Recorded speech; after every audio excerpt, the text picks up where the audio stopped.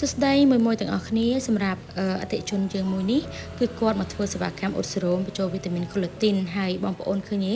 សម្រាប់សរសៃសក់គាត់នេះរៀងស្ដួចចុងហើយសក់គាត់គឺឆេះតែម្ដងហើយសួរថាសក់គាត់ដែលលេងពណ៌ឯងគាត់ប្រាប់ខ្ញុំថាអត់ដែលលេងពណ៌ទេតែដោយសារតែការអ៊ុតសេរ៉ូមកន្លែងគេធ្វើឲ្យសក់គាត់មានបញ្ហាទៅជា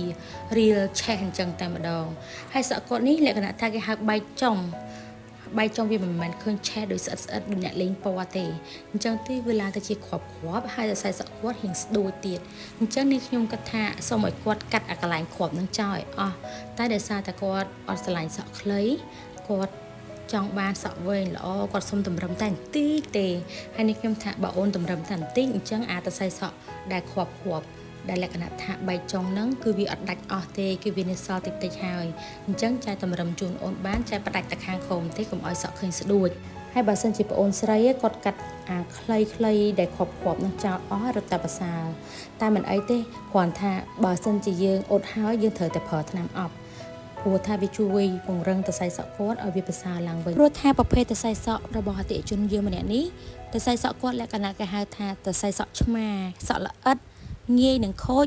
ងាយនឹងឆេះងាយនឹងដាច់អញ្ចឹងសម្រាប់ការថែក៏យើងប្រយ័ត្នឲ្យមែនតែនដែរយើងត្រូវកក់សក់ឲ្យបានស្អាតជាមួយនឹងការប្រើវីតាមីនការអប់ឲ្យបានល្អត្រឹមត្រូវគឺសក់យើងនឹងបានគុណភាពនិងជួយថែបំពន់សក់យើងបានយូរអង្វែងហើយសម្រាប់មួយដែលគាត់មកធ្វើសេវាកម្មកន្លែងជាបៀគឺនាងខ្ញុំតែងតែណែនាំប្រាប់ធ្វើយ៉ាងណាដើម្បីឲ្យសរសៃសក់គាត់ទន់ភ្លឺរលោះរលោងបានយូរអង្វែងហើយសម្រាប់កម្រិតថែរក្សាការអ៊ុតសេរ៉ូមកន្លែងនេះខ្ញុំគឺនាងខ្ញុំធានាដល់ទៅ5ទៅ6ខែទៅតាមប្រភេទសរសៃសក់នីមួយៗហើយសម្រាប់មួយដែលគាត់ចង់មកធ្វើសេវាកម្មអ៊ុតសេរ៉ូមបញ្ចូលវីតាមីន collagen សូណាតាន់ប្រូម៉ូសិនចុងខែ12នេះចាប់ហើយអញ្ចឹងសម្រាប់ព័ត៌មានលម្អិត inbox មកណាអរគុណ